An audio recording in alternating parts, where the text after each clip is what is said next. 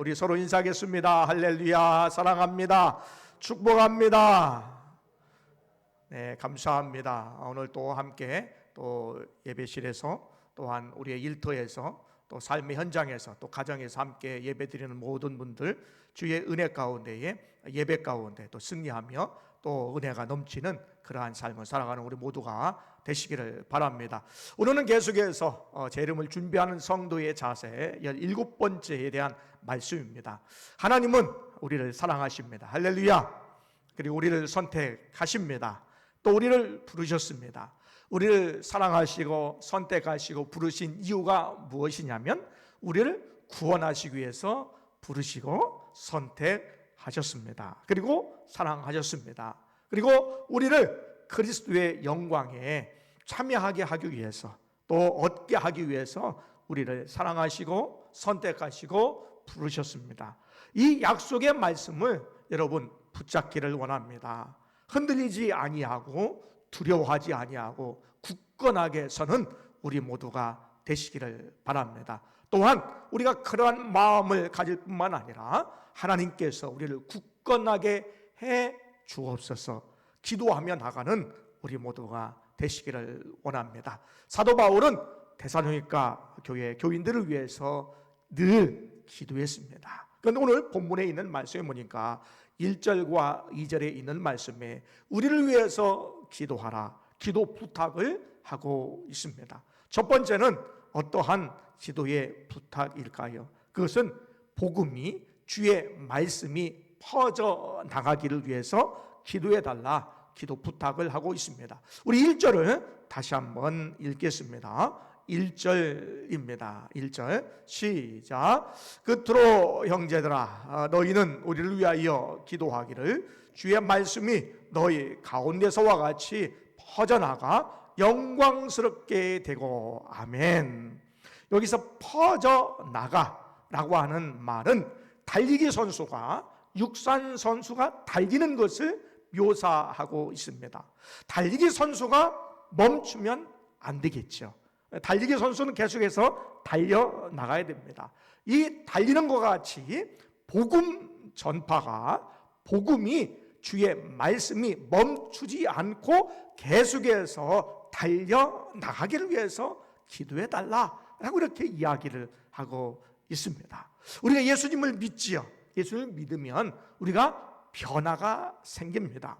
이 놀라운 변화가 생겼는데 이 놀라운 변화, 이 변화가 나뿐만 아니라 내 주변과 내 삶의 현장을 넘어서서 데살로니가 너희와 같이 주의 말씀이 너희에게 퍼진 것과 마찬가지로 이것을 넘어서서 이제 다름질하는 주의 말씀이 하나님의 영광, 그리스도의 영광에 이르도록 기도해 달라라고 기도하고 기도의 부탁을 하고 있습니다. 오늘 우리는 복음 선포를 위해서 복음 전도를 위해서 기도하며 나가는 우리 모두가 되시기를 원합니다.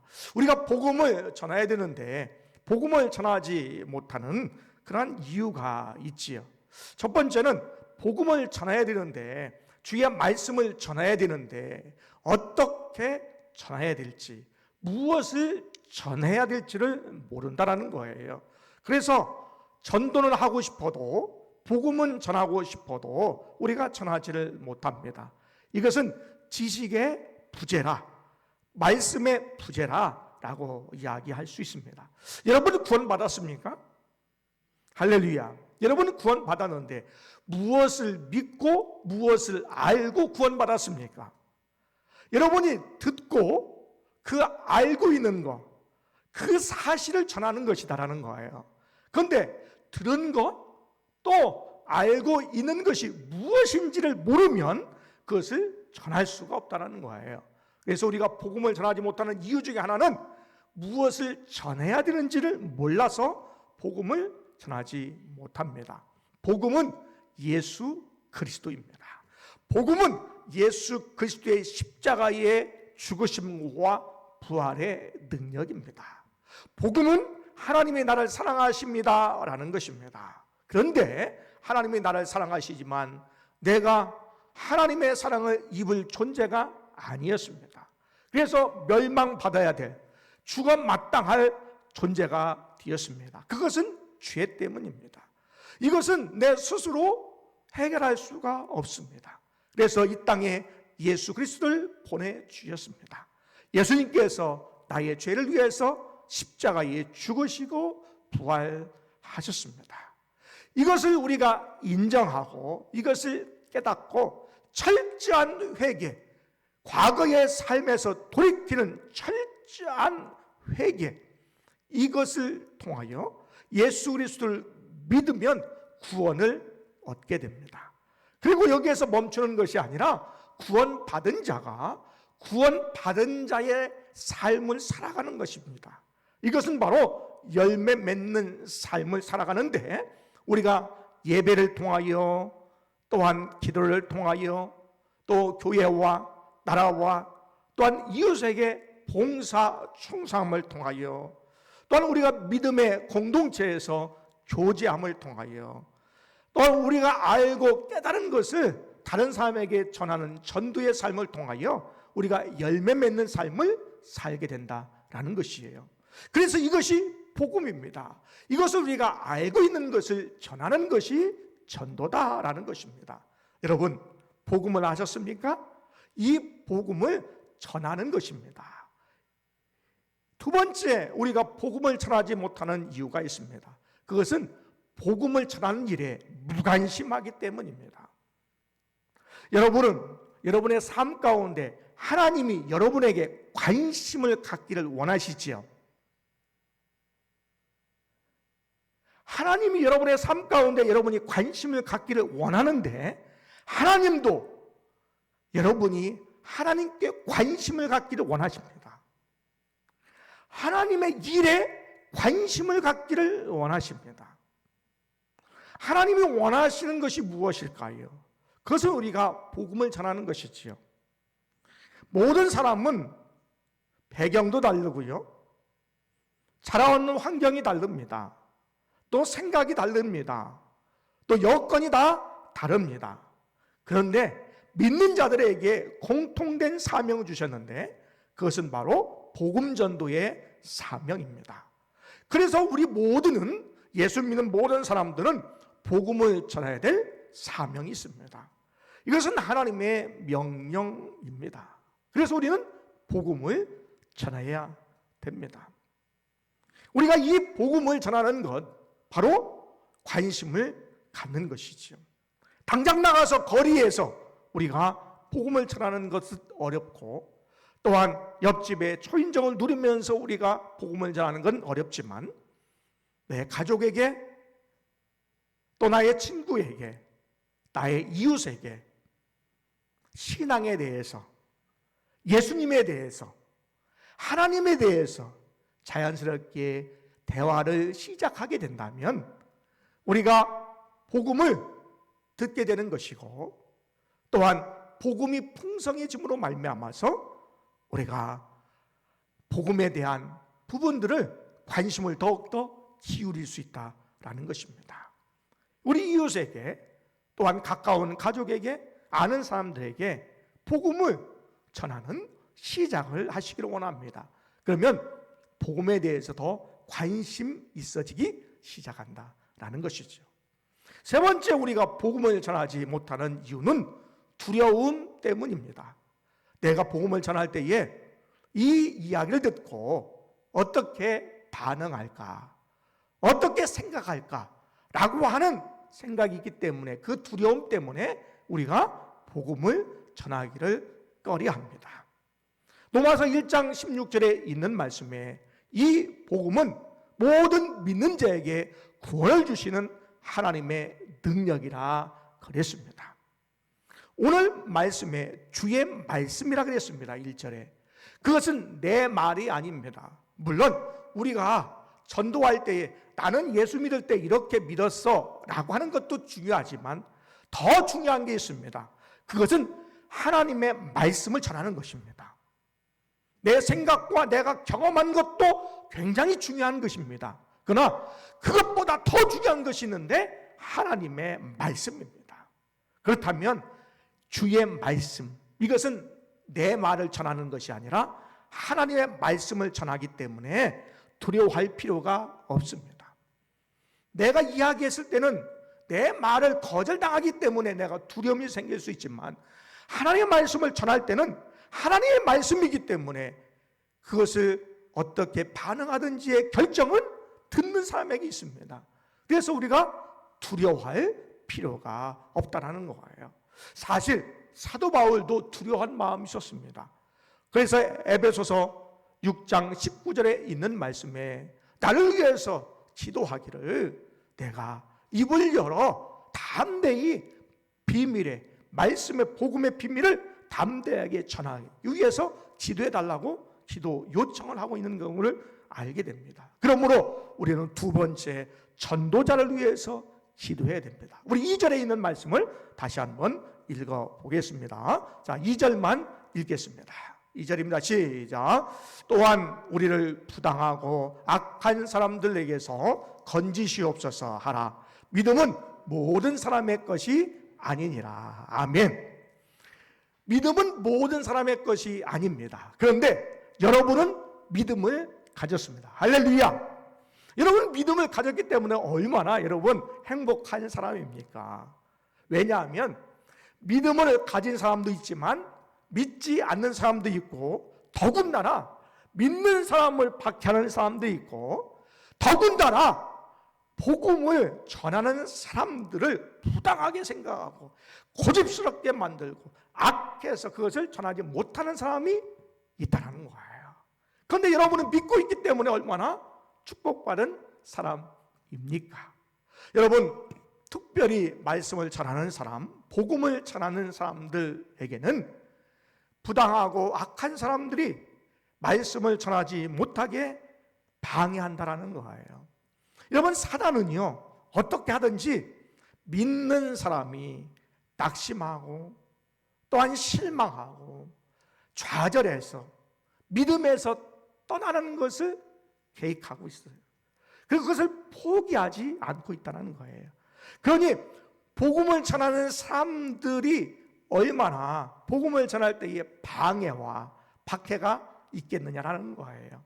복음을 전하는 자들은 전쟁터에 있는 것과 마찬가지입니다.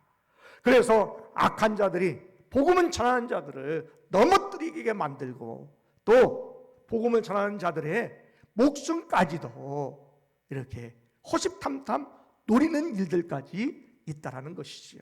그래서 복음 전하는 자들이 보호받기 위해서 하나님께서 그들을 지켜주시기를 위해서 기도해야 된다라는 것입니다. 여러분, 우리가 믿는 사람들이 사단의 공격을 받게 되는데, 우리가 사단의 공격에서 승리하기 위해서는 에베소서 6장 10절에서 20절에 있는 말씀에 영적인 전쟁에 승리하기 위해서 우리가 철저하게 무장해야 된다는 거예요. 영적인 무장이 우리에게 필요하다라는 것을 말씀합니다. 어떻게 우리가 무장할 수 있을까요? 우리가 먼저 깨달아야 될 것이 있습니다.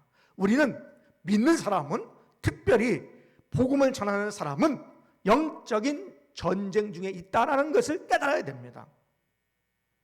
만약에 여러분이 영적인 전쟁을 하고 있다는 것을 내가 지금 인식하지, 깨닫지 못한다고 한다면, 내 땅에, 내가 소유한 땅에, 내 신앙의 땅에 사단이 들어와서 나를 점령하고 있음에도 불구하고 내가 그것을 깨닫지 못한다면 결국에는 내가 사단의 지배하에 놓게 된다는 거예요. 그래서 우리가 신앙생활 때 늘 인식하고 깨달아야 될 것은 뭐냐면, 나는 영적인 전쟁 중이다라는 것을 깨달아야 됩니다. 이것을 깨닫지 못하면요, 여러분, 결국에는 사단의 지배를 받게 되는 것이죠. 그래서 영적인 전쟁 중인 것을 여러분이 깨달아야 됩니다. 두 번째, 영적인 전쟁에서 승리하기 위해서 하나님의 능력과 도우심을 구해야 됩니다. 기도해야 됩니다. 하나님의 능력으로, 예수 그리스도의 보혈의 능력으로 승리할 수 있도록 도와달라고, 하나님 도와달라고 기도해야 됩니다. 세 번째, 우리가 영적인 전쟁에서 승리하기 위해서는 하나님의 말씀을 통하여서 사단의 전략을 알아야 됩니다. 그리고 나의 부족한 것, 나의 단점, 나의 약점을 알아야 됩니다. 하나님의 말씀을 통하여 사단이 어떻게 믿는 사람을 공격하고 있는지, 그리고 우리가 그 공격에서 우리가 어떻게 이길 수 있는지, 나의 틈, 나의 약점이 무엇인지를 하나님의 말씀을 통하여서 배워서 그것을 깨닫고 또한 우리가 그렇게 살아갈 때에 승리하게 된다라는 것입니다. 네 번째, 영적인 전쟁에서 승리하기 위해서는 공동체 안에서 말씀을 배우고 또 말씀을 함께 나누어야 된다라는 거예요. 여러분, 개인적으로 신앙생활 잘 할 수 있지는 못합니다. 잘 할 수가 없습니다. 왜냐하면 점검이 필요한데 점검해 줄 사람이 없습니다. 공동체가, 교회가, 믿음의 공동체가 필요한 것은 말씀이, 내가 그 말씀을 내가 받았을 때에 나에게 주신 그 말씀이 합당한 말씀인지 또 그렇게 살아가는 것이 나에게 바른 것인지를 점검할 수 있다는 거예요.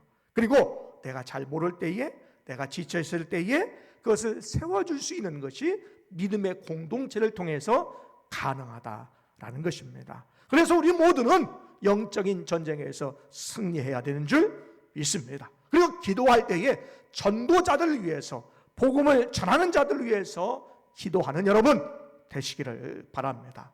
왜 우리가 기도하지 못할까요? 왜 우리가 기도를 안 할까요?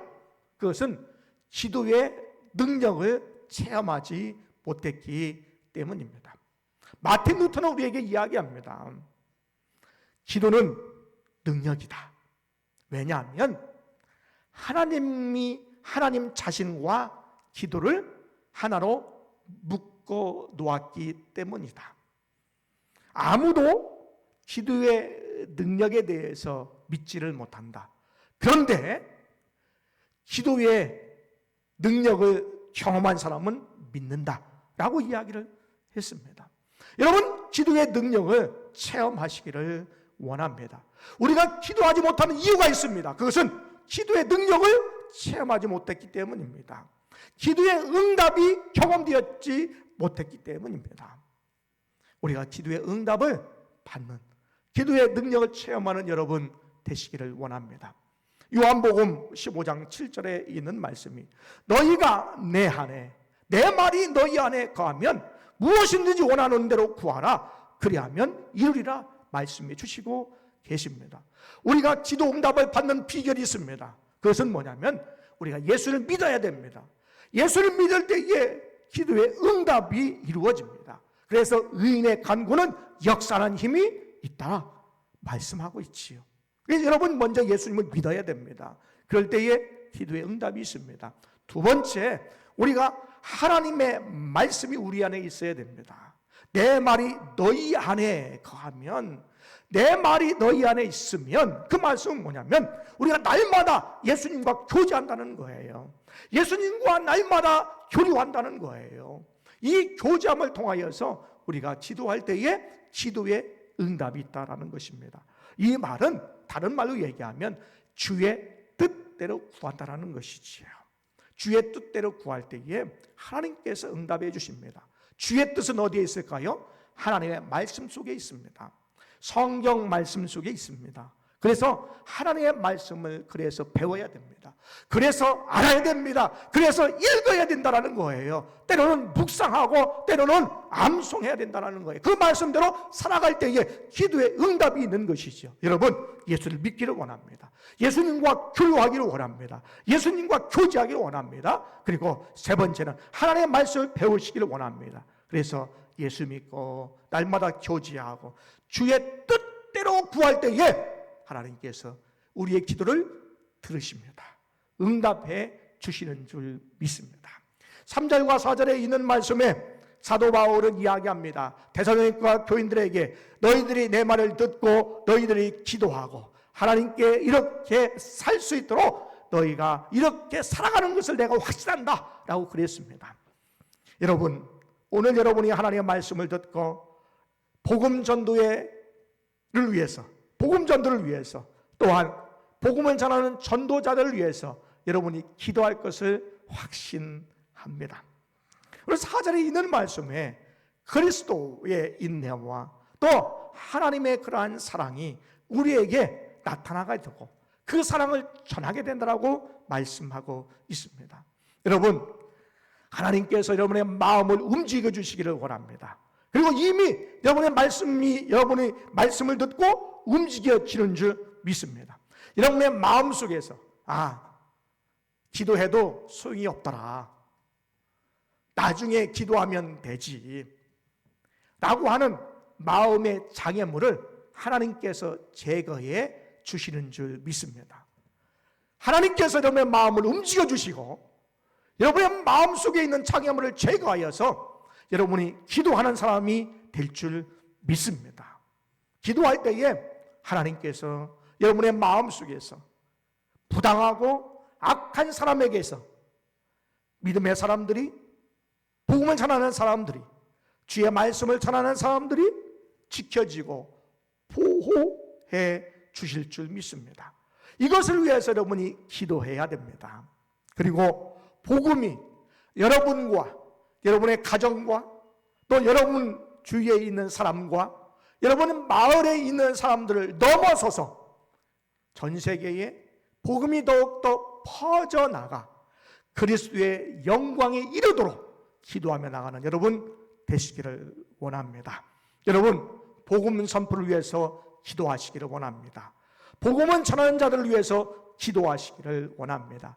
이렇게 우리가 기도하며 살아갈 때에 여러분 안에 하나님의 사랑을 이웃에게 전하게 되고 또한 주님이 이 땅에 오실 때까지 그리스도의 인내로 말미암아 예수님이 인내하신 것처럼 여러분도 인내하면서 주님을 끝까지 인내하며 주님이 오실 것을 기다리며 나가는 우리 모두가 될 줄 믿습니다. 복음 선포를 위해서 기도하시기를 원합니다. 복음 전하는 자들을 위해서 기도하시기를 원합니다.